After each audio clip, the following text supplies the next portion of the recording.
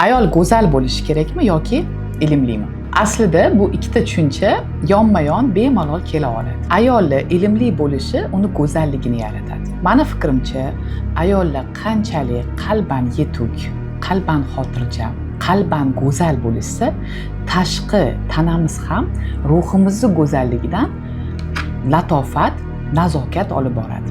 Va biz gapirmasak ham yuzimizda nur, qalbimizda xotirjamlik, so'zlarimizning har biri atrofimizdagilar uchun qadrli bo'lishni boshlaydi. Men go'zallikni qalbdan boshlanadi deb o'ylayman.